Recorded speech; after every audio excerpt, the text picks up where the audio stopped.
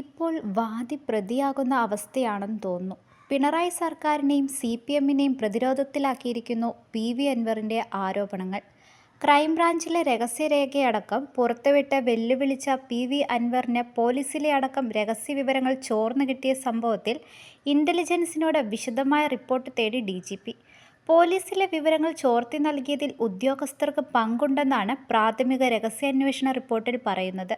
രഹസ്യങ്ങൾ ചോർത്തിയെന്ന് സംശയിക്കുന്ന 2 SP-മാരും ഒരു DYSPയും നിരീക്ഷണത്തിലാണ്. അൻവറിന് ഉപദേശം നൽകുന്നതും പോലീസ് ഉദ്യോഗസ്ഥരാണെന്നും ഇന്റലിജൻസ് വിഭാഗം റിപ്പോർട്ടിലുണ്ട്. ക്രൈംബ്രാഞ്ചിലെ രഹസ്യരേഖ പുറത്തുവിട്ട് പോലീസിനെ വെല്ലുവിളിച്ചിട്ടും PV അൻവറിനെതിരെ പോലീസ് ഇതുവരെയും അന്വേഷണം ആരംഭിച്ചിട്ടില്ല.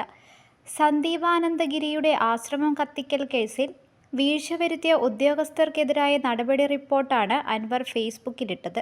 സന്ദീപാനന്ദഗിരിയുടെ ആശ്രമം കത്തിക്കൽ കേസിൽ വീഴ്ച വരുത്തിയ ഉദ്യോഗസ്ഥർക്കെതിരായ നടപടി റിപ്പോർട്ടാണ് അൻവർ ഫേസ്ബുക്കിലിട്ടത്. ക്രൈംബ്രാഞ്ച് മേധാവിക്ക് നൽകിയ രഹസ്യരേഖ ചോർന്നതിനെക്കുറിച്ച് ഉന്നത ഉദ്യോഗസ്ഥർക്ക് മൗനമാണ്. നേരത്തെ താൻ ഫോൺ ചോർത്തിയതായി അൻവർ തന്നെയാണ് വാർത്താസമ്മേളനത്തിൽ വെളിപ്പെടുത്തിയത്. പോലീസ് ഇതിൽ അനങ്ങിയിട്ടില്ല. അതിന് പിന്നാലെയാണ് പോലീസ് ആസ്ഥാനത്തെ രഹസ്യരേഖ പുറത്തുവിട്ടത്. സന്ദീപാനന്ദഗിരിയുടെ ആശ്രമം കത്തിക്കൽ കേസ് RSS അനുഭാവികളായ പോലീസ് അട്ടിമറിച്ചുവെന്നാണ് രേഖ പുറത്തുവിട്ട് അൻവർ ആരോപിച്ചത്.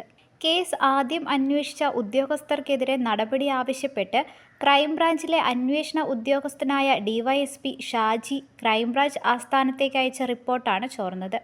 പോലീസുകാർ ഉപയോഗിക്കുന്ന IAPS സോഫ്റ്റ്വെയർ വഴി തിരുവനന്തപുരം പേട്ടയിലുള്ള ക്രൈംബ്രാഞ്ച് യൂണിറ്റിൽ നിന്നും ക്രൈംബ്രാഞ്ച് ആസ്ഥാനത്തേക്ക് കൈമാറിയ രഹസ്യരേഖയാണ് ചോർന്നത്. വാർത്താസമ്മേളനത്തിൽ റിപ്പോർട്ട് പുറത്തുവിട്ട ശേഷം സ്വന്തം ഫേസ്ബുക്ക് പേജിലുമിട്ടു.